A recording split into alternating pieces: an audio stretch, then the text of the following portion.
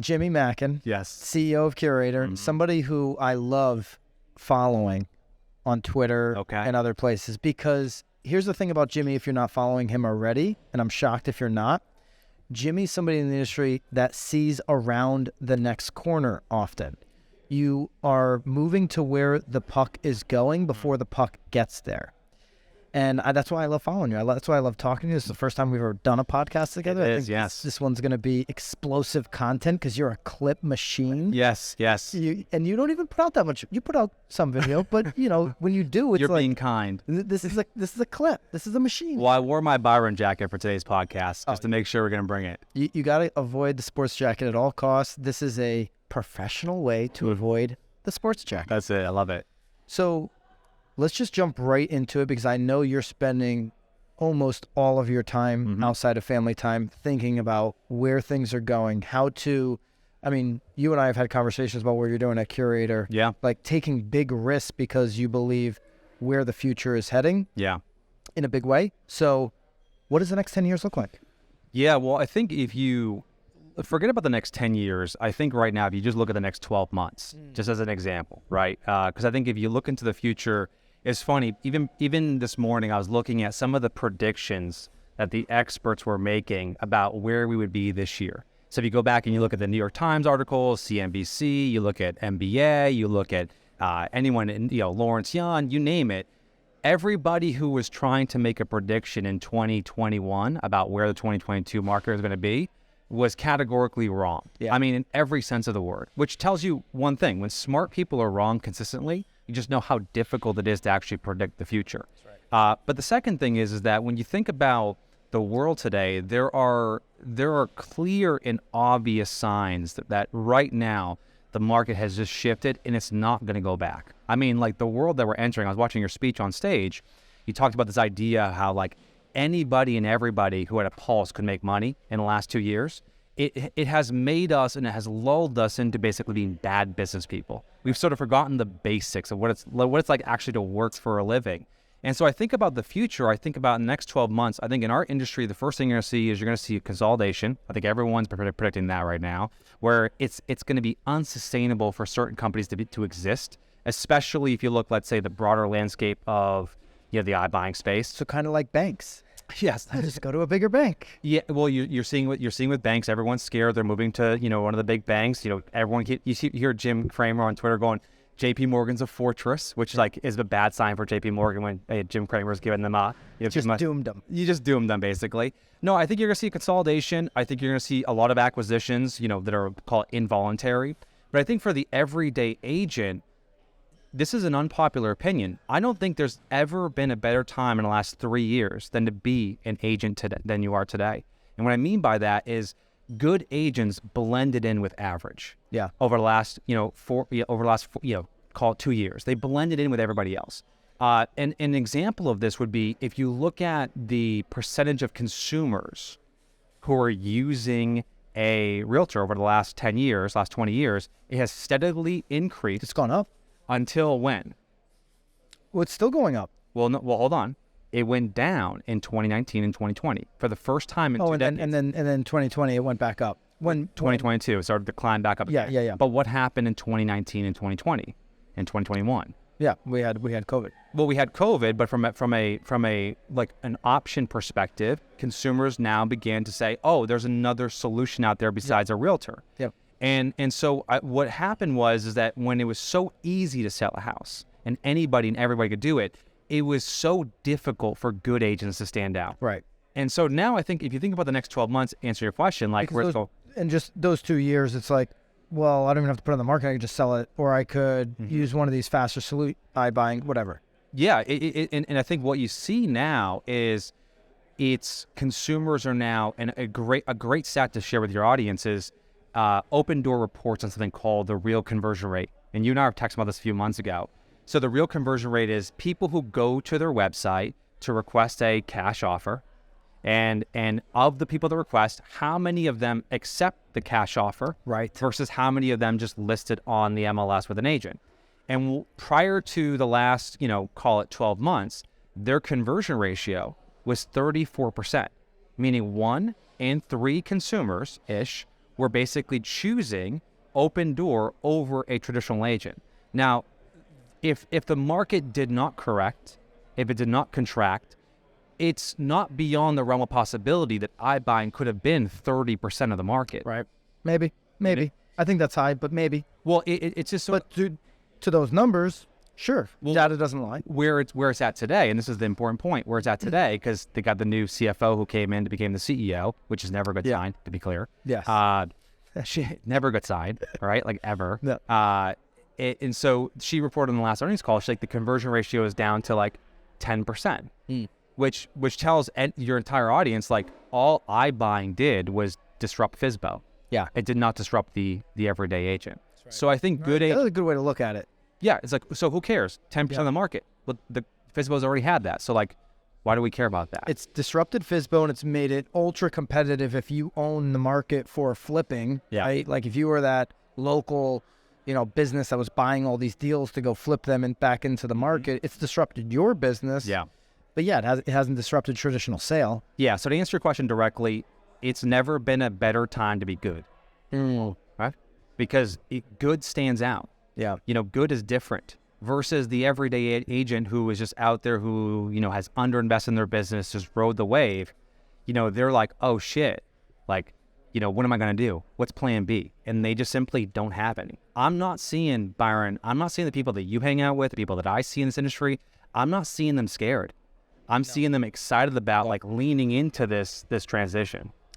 Yeah, I think if you're able to give options, a variety of options, and be really knowledgeable about all those offerings, you're going to be able to get a higher fee. And let's face it, the fee thing come October, when they have that little trial, is going to be a big component on how many agents are still in this business. Oh, I can't just automatically get maybe a buy-side commission anymore. Like, those conversations are naturally going to disrupt the industry, but even if they don't, they're going to change it in a way that there's going to be a need for these agents that are actually the advisor. If you think about somebody who's a financial planner, okay, they don't have one plan for you. Yeah. They have a variety of, do you want to retire at this age, this age, this age, or this age? Sure. And then they've got a variety of different ways to get there, and they can tweak their analysis or their approach per the outcome that you want. Yeah. I think most consumers are not even aware of other options that exist. And I think our industry does a terrible job at educating the consumer on things that maybe are alternative routes or even their options. Like, I think my sister's selling her house right now, and she's working with an agent, of course, and she's talking about the process. Now, how would you describe the market right now? Just the average, is it a buyer market or a seller market right now? It's still a seller's market in almost every county and city in America. Yeah. Okay, so where she's at, it's a seller's market. There's less than probably 2 months of inventory in the market. Yeah, definitely then. She's concerned about selling her house. Now, that might surprise you, right? Because if you listen to agents, they're like, oh, it's a seller's market. Sellers are still out there, thinking they can get X versus Y. I don't think that actually describes the everyday seller who's not in tune with the market. They're concerned about selling their house. She's concerned about selling her house. She's not sure about, what concessions to offer. And again, she's in a market where there's less than 2 months of inventory. She's concerned about getting the full asking price, because what she consumes as a lawyer is about the economy, inflation, and potential recession coming. And she feels like she's already missed the peak. So she's kind of like, I'll be happy if I can kind of get anywhere close to what I think the house is worth.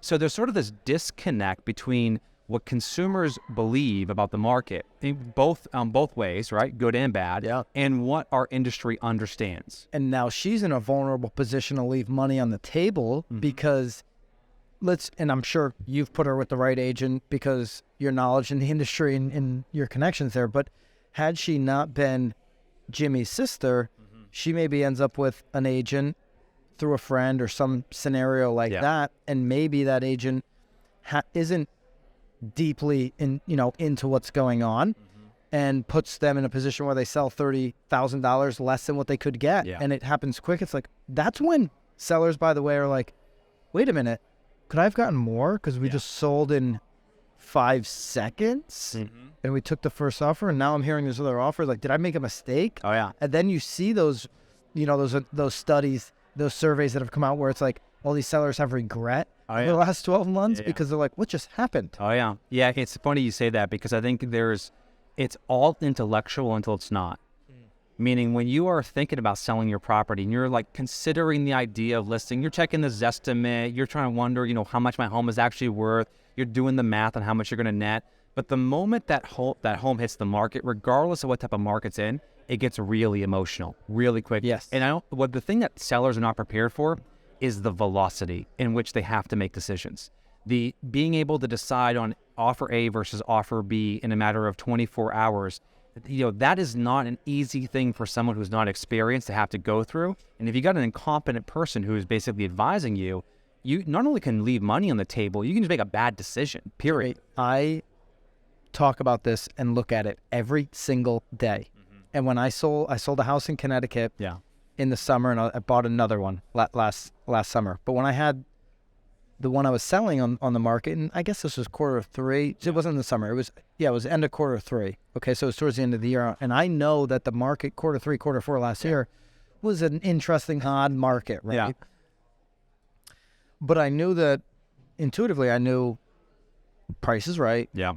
Everything's good. We're gonna get, but still, within hours, I use an agent that I work with, Nicole, from the Real Work podcast. If you guys know Nicole, and I'm still calling her like, "Hey, what are you hearing? What's going on?" I turned into like your everyday seller. Oh yeah. Somebody that knows what's going on. So think about somebody that doesn't have any idea what's going on, what they're going through. The minute that house hits the market, like you said. Well, I think there's a really practical takeaway for the audience who's going to be watching, whether live or on the replay, because, I'm a marketer by trade is what I do.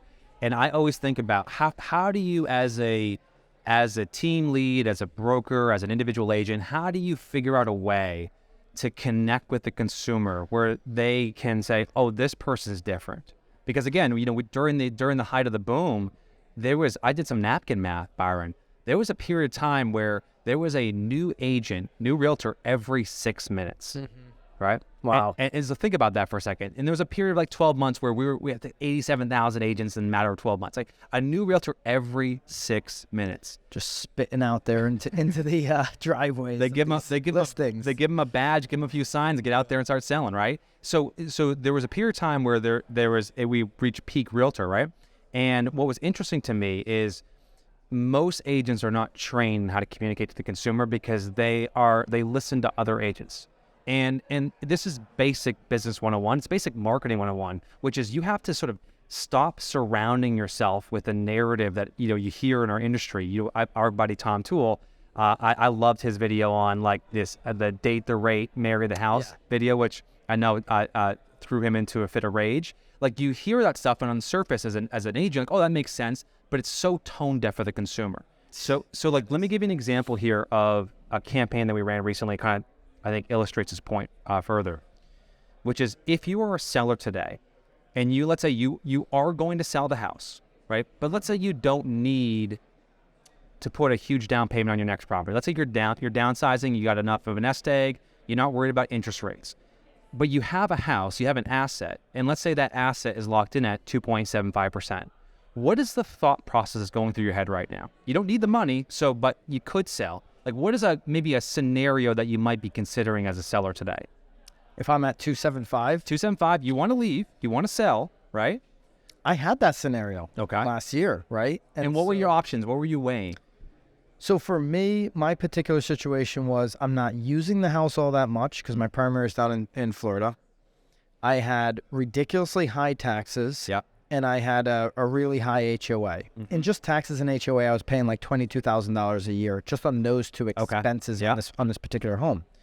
A couple towns up on the shore in Connecticut, I ended up buying a house. Now, I didn't go and I was in the situation where I didn't have to go mortgage, so I went cash, right? But I lowered my taxes and got rid of the HOA. And now I'm out of an HOA so I can go short term. Yeah. So that was the situation for me. Yeah.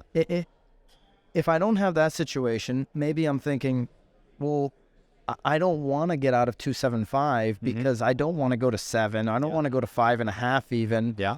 5.5 might be okay because it's just a double up. Sure. 7 certainly isn't. Yeah. And so I'm looking at it, if I have one of those interest rates, like I'm printing money, right? And a lot of sellers are going to be hesitant. By the way, there's a lot of boomers that have locked back into 2.75. And these boomers don't have to go anywhere. Yeah. They don't have kids in school driving a decision. Oh, yeah. Yeah.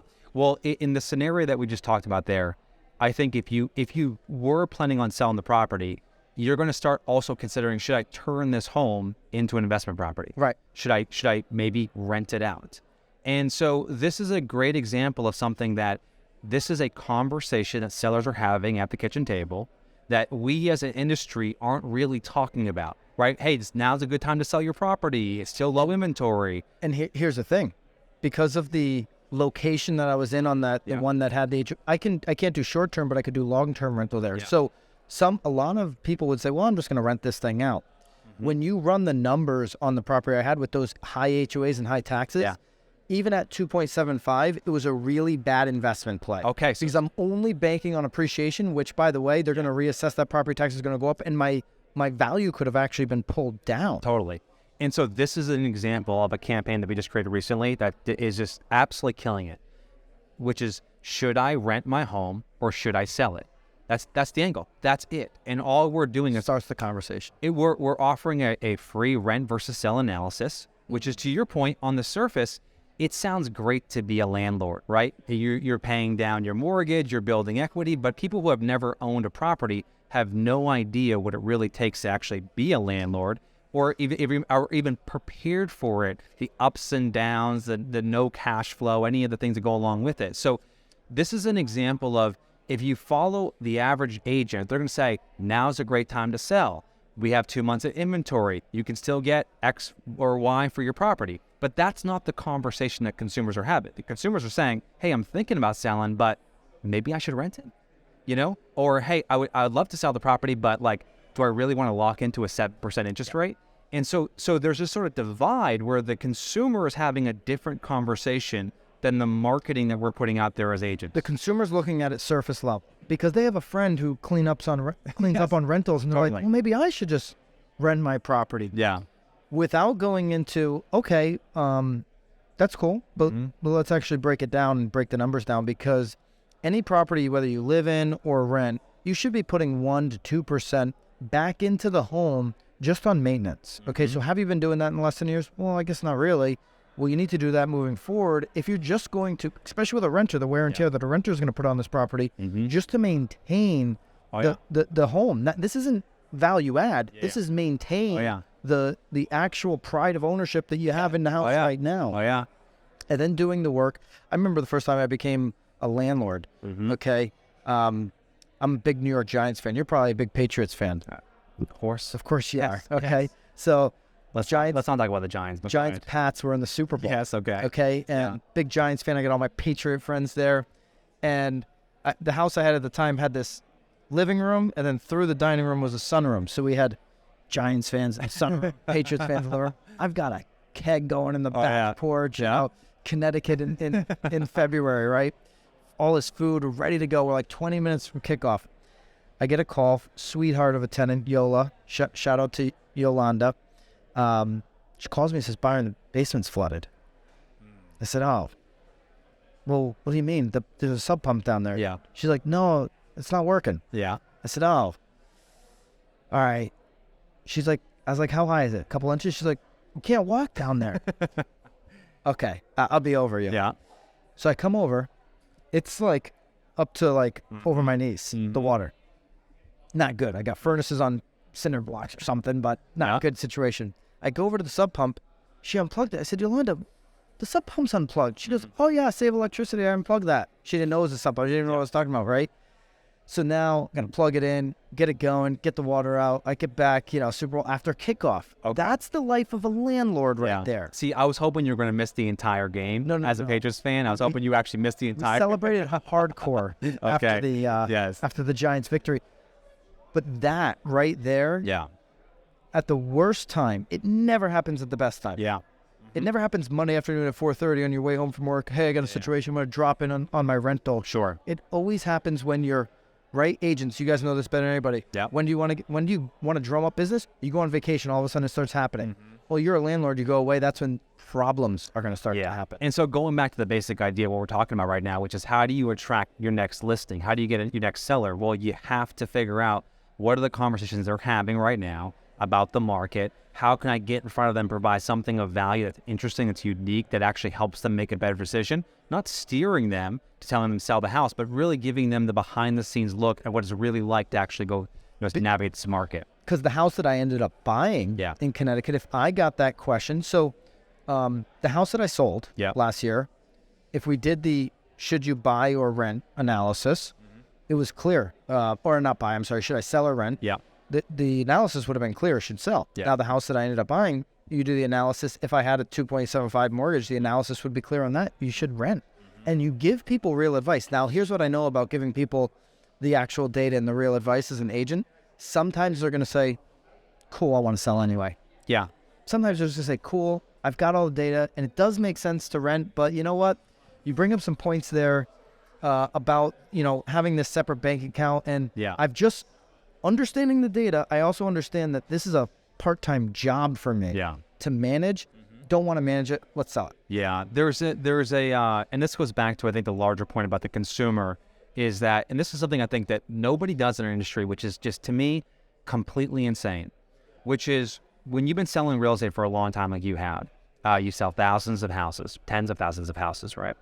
You fall into the trap of thinking that you know everything about the consumer, and you never ask questions. Not about questions about what they're looking for. I'm saying just doing surveys or interviews after the transaction. Say, hey, just, hey, you closed on your house recently. If I ran a real estate team, and I know this sounds insane, so this person would be part-time, not full-time, but I would have someone actually call every single client, not ask for a review. Sure, I'll get that. So you already got that when you went under contract. Exactly. If you're doing it right. Yeah, so not for like a actual survey. Hey, how was your experience with my ABC agent, right? What did you learn about the process? What surprised you about the process? What did you find most difficult? What did you find was most joyful? Like really digging into the consumer experience. So number one, you can go to your team and say, hey, here's where we can improve. Here's where we can improve. Here's the 6 things that they said that you did poorly. Here's the 6 things that you did, a really good job at. But also, like, now you can sort of feed that back into the marketing and sales machine. I have yet to meet a single team or broker who has the resources that ever conducts in-depth consumer research.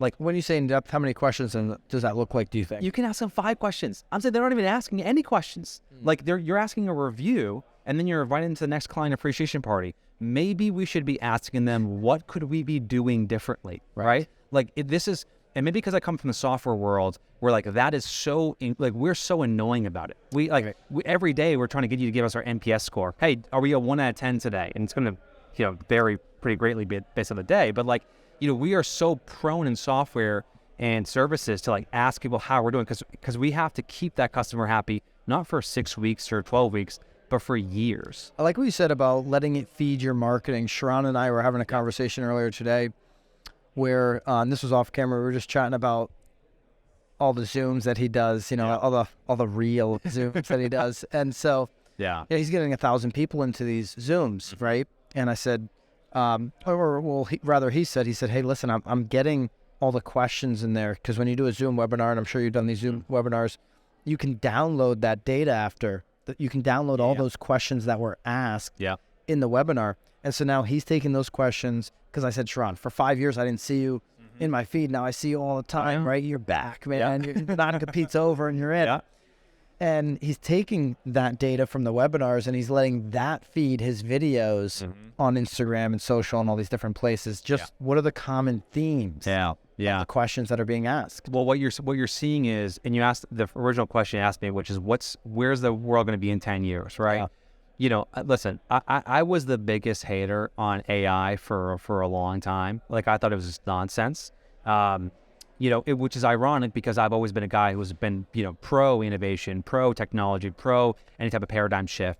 When you think about the future, it is so obvious and clear that, like, through my lifetime, I've lived through now 3, soon to be 4 revolutions. First, the internet, right? We were one of the first households in my town. We probably were the first house in my town to get the internet. lived through that, right? My father worked for Oracle, so I was like part of the dot-com boom bust, right? Still works for Oracle. Yeah, he's a boomer, so he's not leaving his job. So I lived through that, right? And that was a really interesting experience. And then, of course, we entered into sort of I would say social and mobile were almost like right neck and neck, depending on how you look at it. Likely social first, really early days of social, but then mobile. And then finally, obviously, social kind of came into its own in the 2010s.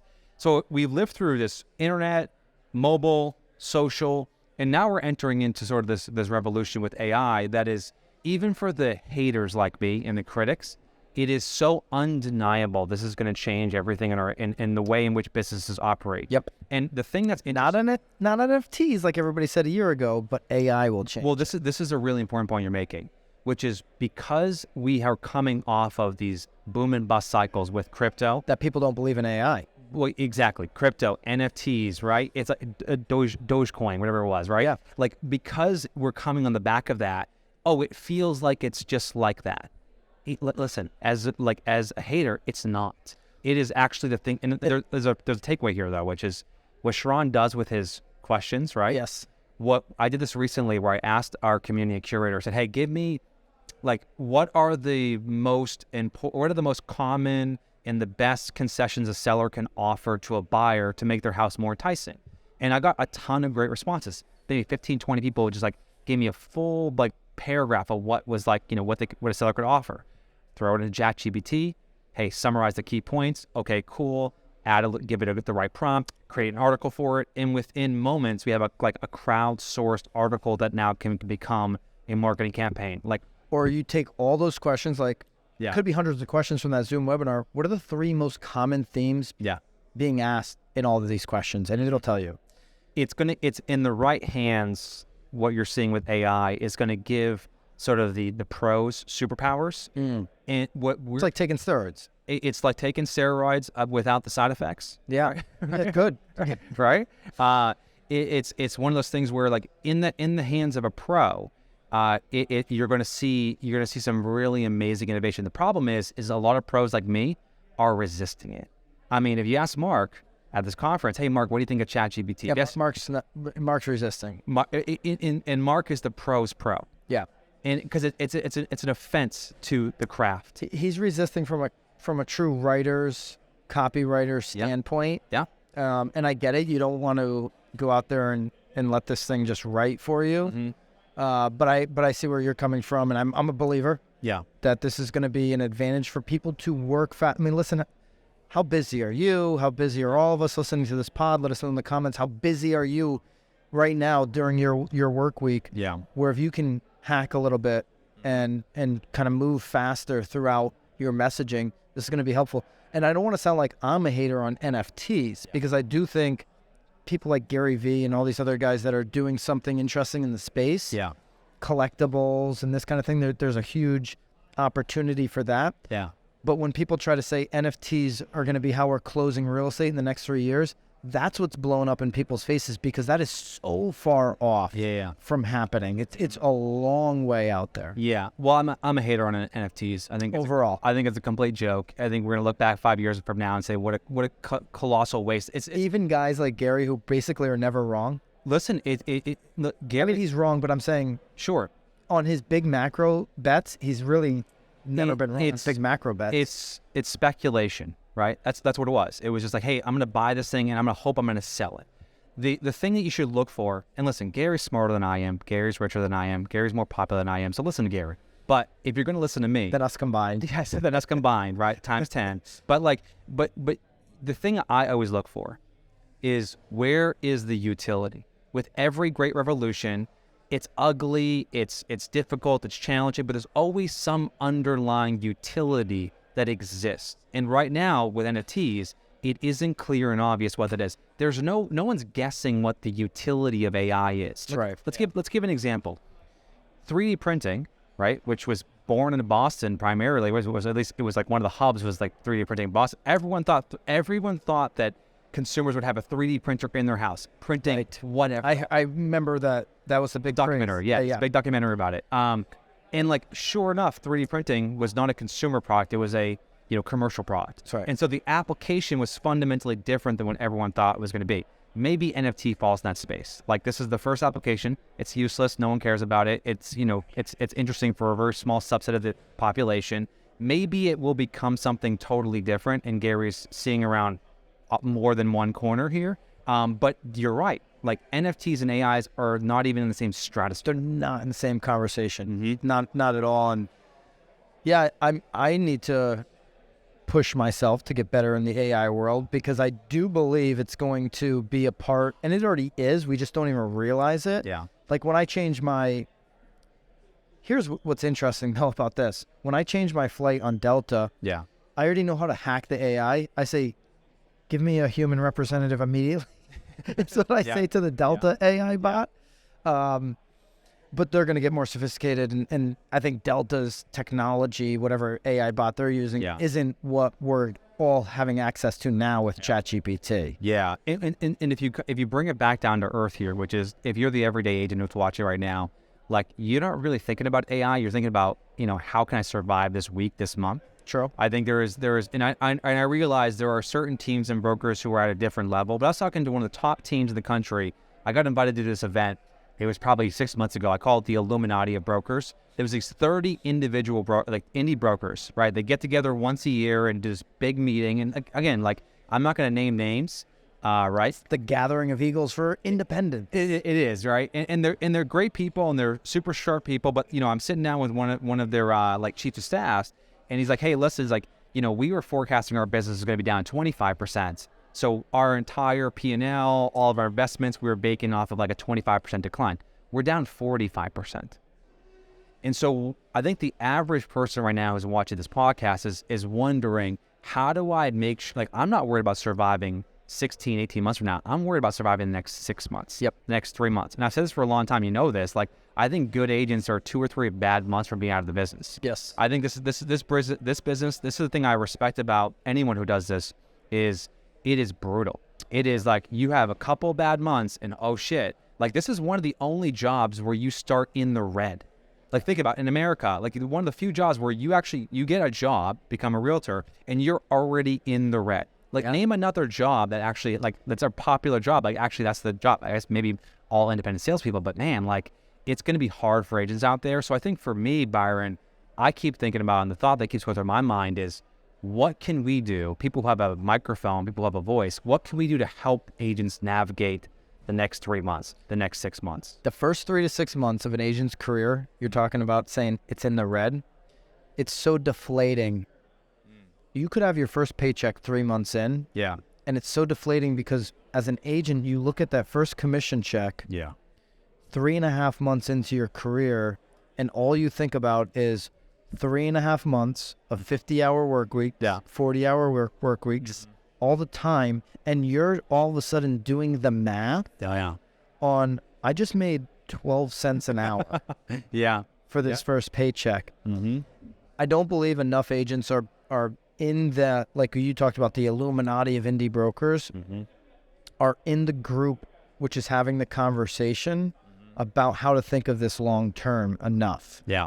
They're oftentimes thinking backwards, and this is what a lot of people do. They think about the past, and they focus on that, and their energy focus is there, and it freezes them in the moment in the next 3 to 6 months. There's 2 toxic traits for leadership, maybe more, but there's 2 that I think about. The first is nostalgia. It is the worst characteristic of a leader, to be nostalgic, right? And the other is the desire to be liked.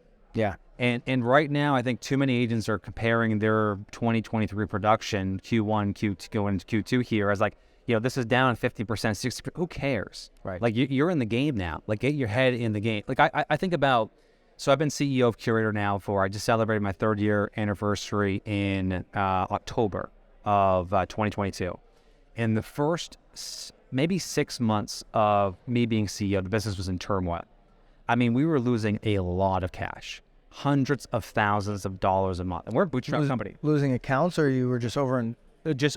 Like, we were a bad business. Yeah. There's no other way to put it. Like, spending money. Our technology investments were bloated. We had too many people doing just things that weren't really adding value, but we were just burning cash. I mean, to the point where I was like, okay, yeah, we can survive a bit, but we can't survive that long. And so part of the first sort of like, after obviously the panic sets in, you know, the first maybe 3-6 months, I'm like, all we have to do right now is just triage. Just get us on stable footing. Make sure that we're in a good position financially, cut the expenses we need to cut.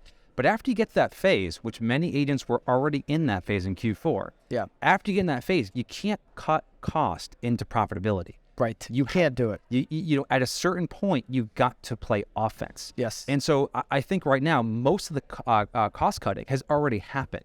It should have already happened in Q4. And if it hasn't happened, you're out to lunch.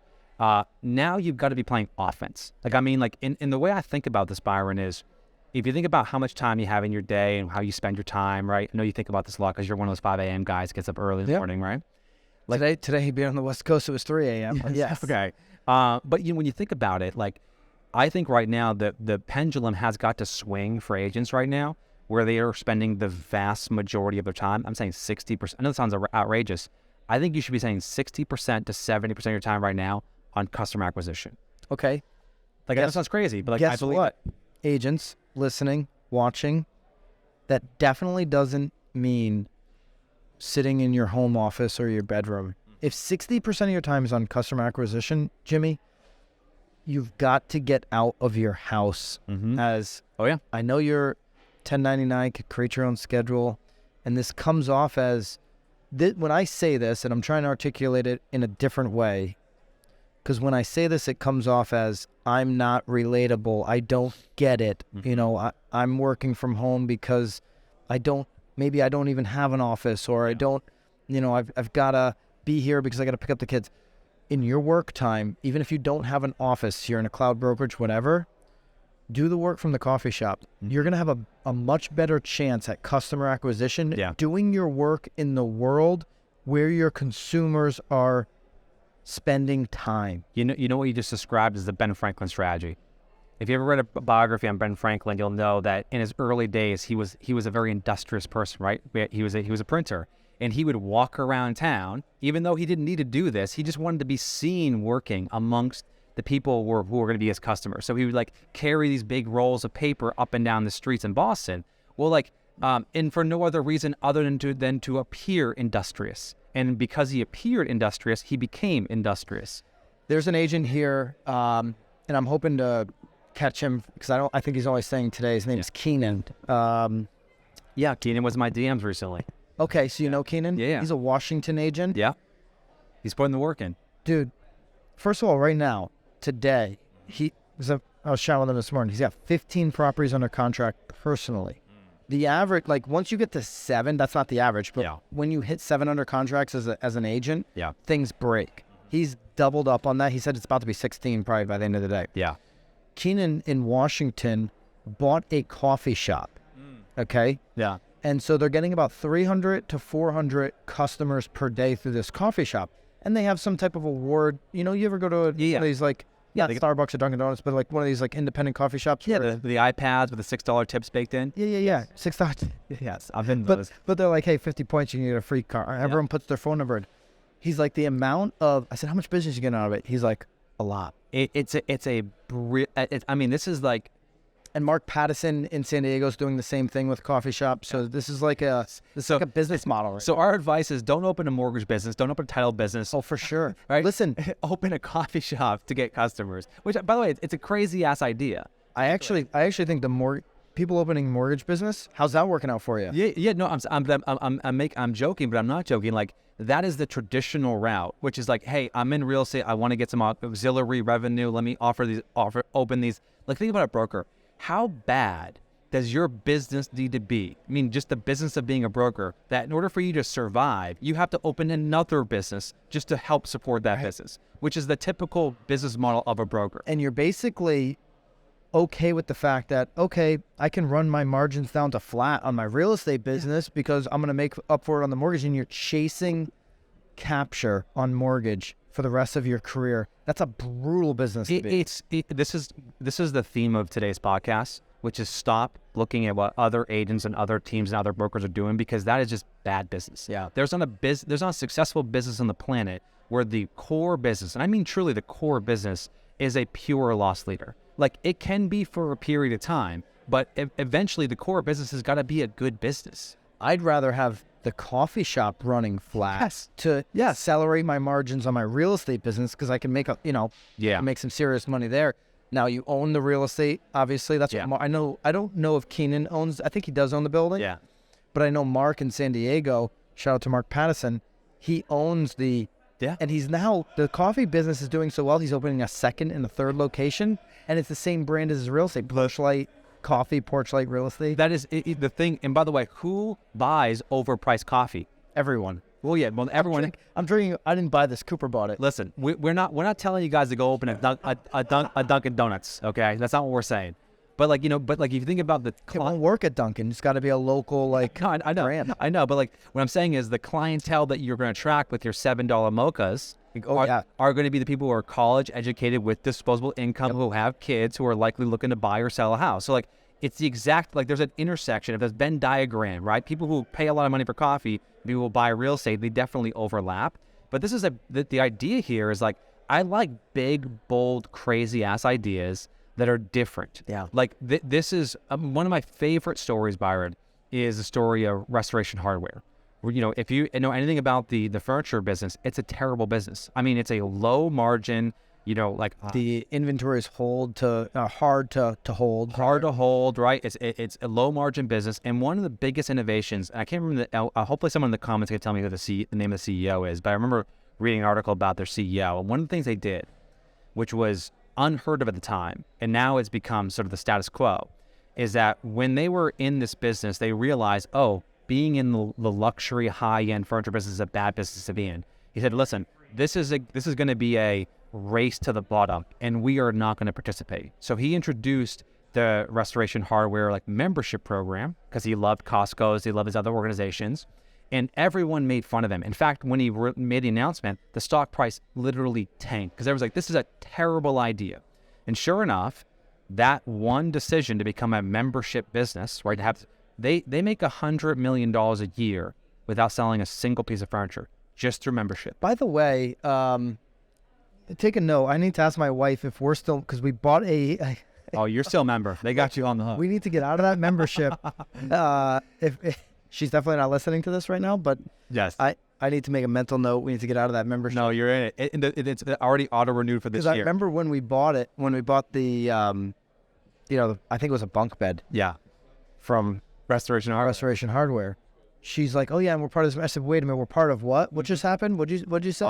Oh yeah. Well, what do we need a membership for? This is save a little bit of money. Oh no, they'll get you. And this is the point: is that it's a crazy idea that no one ever implemented, and as a result, they make $100 million a year plus now, without selling any overpriced lamps, right? And they went, and their space is I haven't been, but my wife's like, hey, we got to go over to Miami to Restoration. Their museums. I'm like, for what? She's like, they got a restaurant. The restaurant. Their museums. There's a rooftop bar. There's all this stuff. And so the point being is that when you got agents out there like Keenan who are opening coffee shops, they're doing what the Restoration Hardwares of the world are doing, which is not looking at what their competition is doing. They're saying, where's the white space that I can operate within? And let me get out there and do something fundamentally different.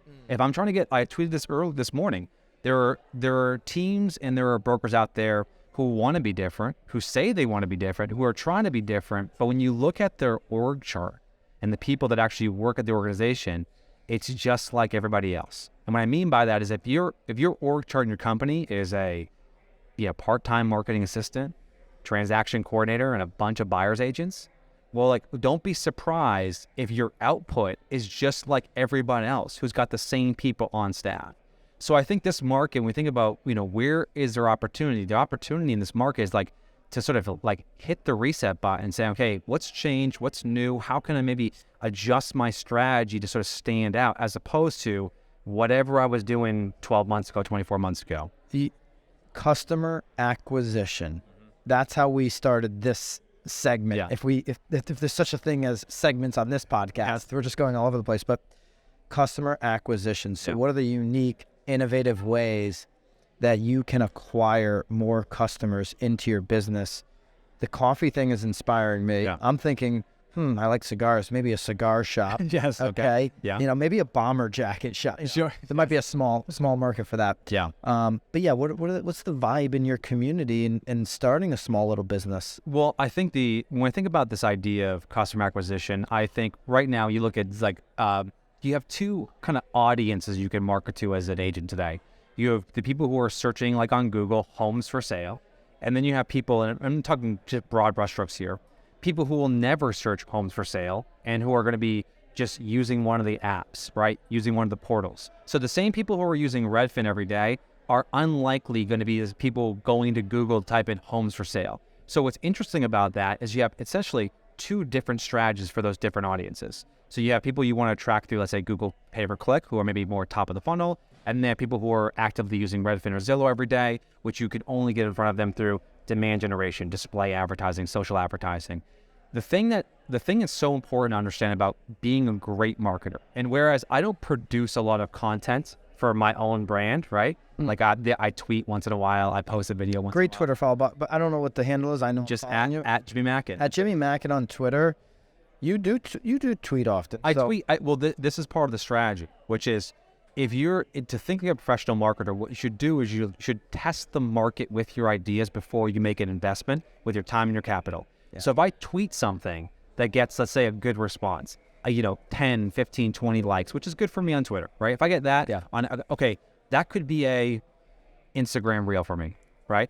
Oh, that could be an email marketing campaign for me. Let me pull in that thread. Oh, 10 to 15 to 20 likes on Twitter equals 500 on Instagram. Yeah. It is much more difficult to get a reaction. So when you get double-digit likes, even if it's only 10, this is a piece of content that my audience over on Instagram is going to resonate with. And so you guys are obviously in the media business, and you guys do this, I think, better than anybody else right now. And I think your approach right now is very different than my approach. I think both are something people can learn from. So your approach is you guys suck the oxygen out of the room in the best possible way. Meaning you can't turn on Instagram or go on Facebook or go on Twitter without seeing BAM everywhere, which is your job as a media company. Like you want to suck the oxygen. Like there's no other voice, frankly. And it's been sort of insane how quickly you guys have been able to do that in such a short amount of time.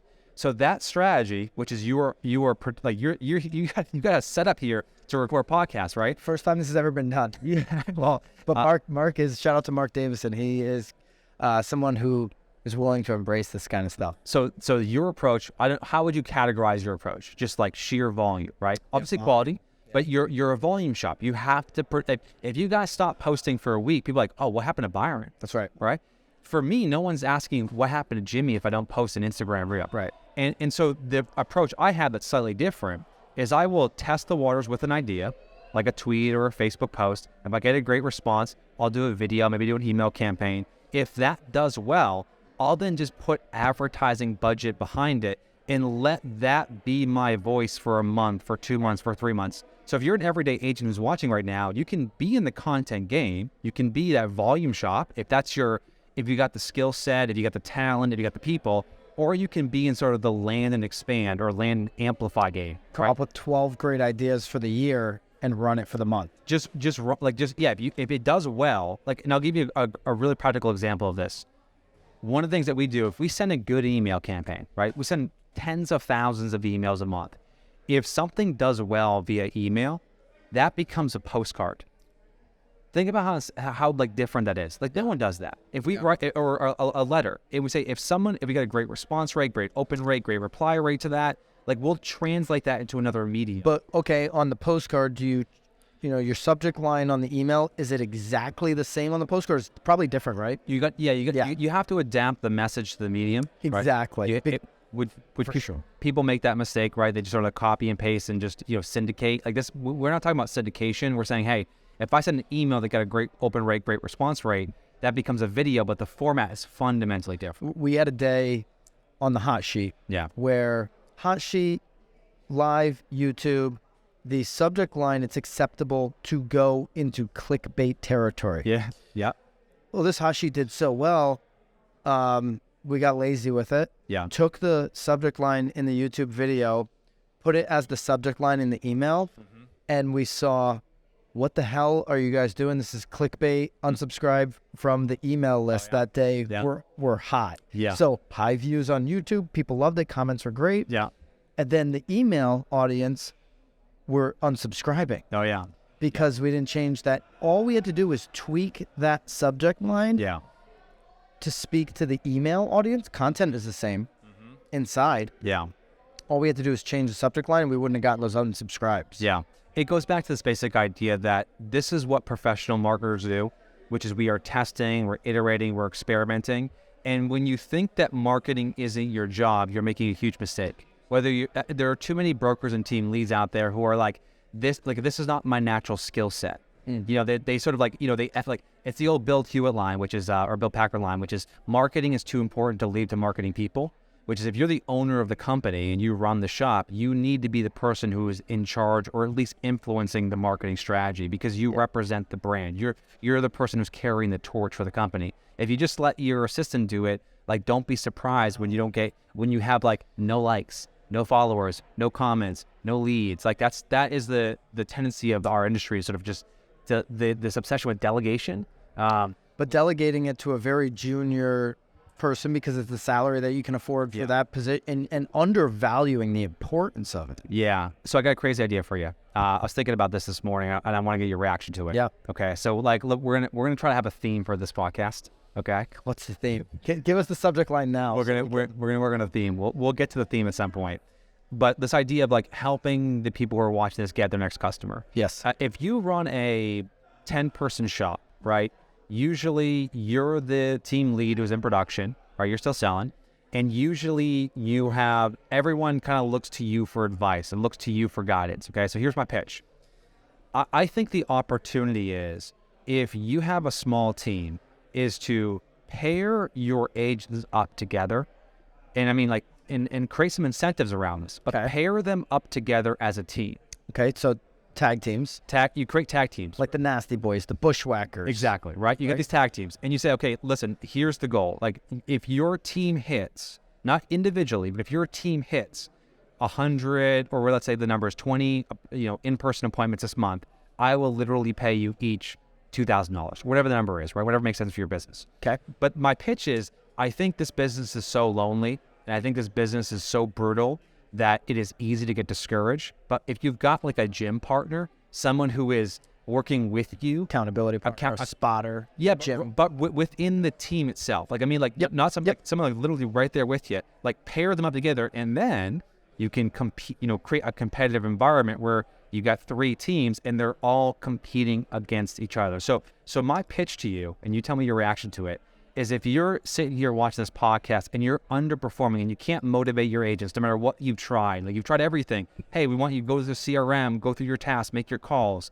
Like, what do you think about this idea of like pairing the agents up together, creating a month-long competition, and then creating some type of incentive at the end for the winning team? But then obviously, if everyone does their job, like something special happens. I love it. We've been doing it all year. Okay.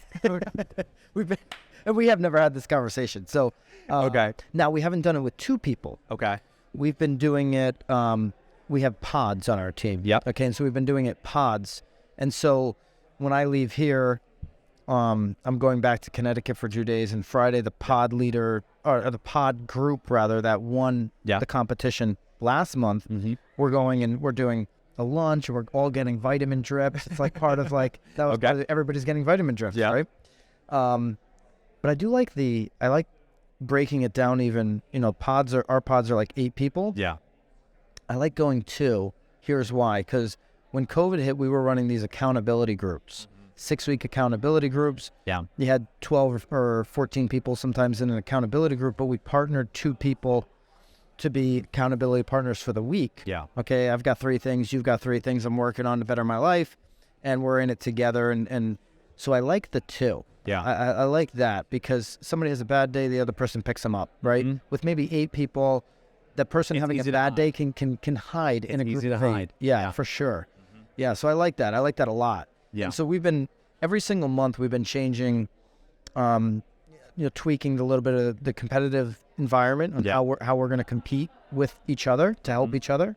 And so I like this. We're gonna change that next month. Well, there's and this goes back to this idea of like, of just trying to think of new, like, if you were successful the last 24 months, very rarely did you hear anybody thank the market. If you weren't thanking the market the last 24 months, you can't blame the market now. Sure. And that's what we're seeing right now is like, if you listen to the earnings call of like Open Door is a good example, like they're an easy target. And listen, I usually don't talk shit about other organizations because these are big, complex organizations that are like, you never know the inner workings, but they spent, if you listen to the earnings call, which I know you do, they spent, I would say, at least 6 quarters saying how incredibly sophisticated their algorithm was. Right. How every investor came on, hey, what happens in a down market? Well, our algorithm is so special that in a down market, we'll actually big secret. We'll do better, right? Yeah. That's the secret algorithm. And the moment that things shifted, all of a sudden it's unprecedented, right? It's never happened before. Rates have never risen. Like, what about that algorithm you've got that you've been telling us for 6 quarters of what was the, God's gift to all mankind? Like, what about that thing? And so I think right now agents have a tendency to like blame the market, complain about, if I ran a team and my agents talked about how bad the market was, I'd fire them. Yeah. Like, I'm sorry, you're dead. You have no chance of being successful in this market if that is your mindset going into a buyer. That's right. Like, literally, like if you're complaining about rates, like, I get it. It sucks. They're not 3%. So what?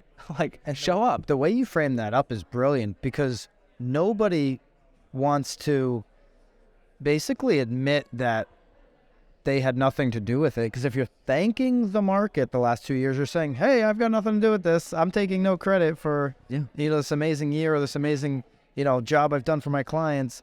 You're just giving it all to the market. We're not trying to discredit the fact that people work really hard, because people did work really hard. Absolutely. People were working 90-hour work weeks, right? But if we're honest, and I think this is part of being a good leader, being a good CEO, is recognizing when things that work in your favor really have very little to do with your brilliant strategy and have so much more to do with maybe other forces or other things that are going to land in your lap that you just simply took advantage of. So all the credit in the world to the agents out there who are hustling. Yeah. But let's not doing those video tours in April of 2020 when nobody was leaving their house. They're hazmat. Yeah, exactly. Yeah. Like, all the credit to them. But like, let's be real here. And this goes back to the beginning of this podcast. We're like, I think there is my hot take is there is no better time to be a great agent than today, because you blended in with everybody else in the last 2 years. Well, now this is your opportunity to stand out. This is your opportunity to shine. The biggest businesses are going to get built up in the next year, 2 years during this time period. It's those that are leaning in. Yeah. It's those that are going to be willing to take a little bit of risk, calculated risk. Yeah. You better know your stuff to take that risk. Mm-hmm. So I'm all in with you, man. This is going to be fun the next couple of years. Well, and I think about this idea of talking about the calculator risk. I heard advice. I read advice from Jeff Bezos many years ago that I'll never forget. He talks about this idea of how do you make big bets? Because it's a difficult question. How do you know when it's time to open a mortgage company versus open a coffee shop? Right. Like, we talked about Gary Vee earlier. How do you know when it's time to take all of your savings and put it on a thing called Facebook before it was ever on an app, before anybody knew what it was? Yeah.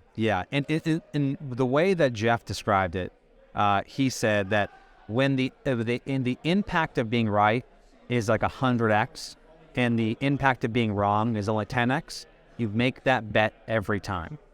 And so this idea, if you can imagine a world where the impact of that decision has such a huge payoff, and whereas the cost of being wrong, and you should be honest about that, the cost of being wrong is maybe you'll lose a few months, you set back, you lose $10,000, $20,000, whatever that might be. Like, okay, cool. You get after it. And I think this is where people don't have a decision-making process around how they make investments and how they sort of calculate risk.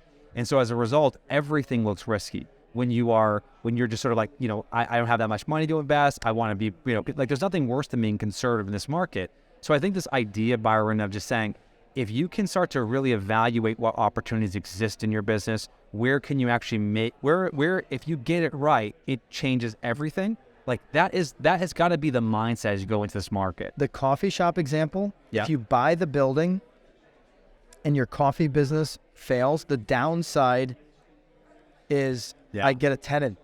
Yeah.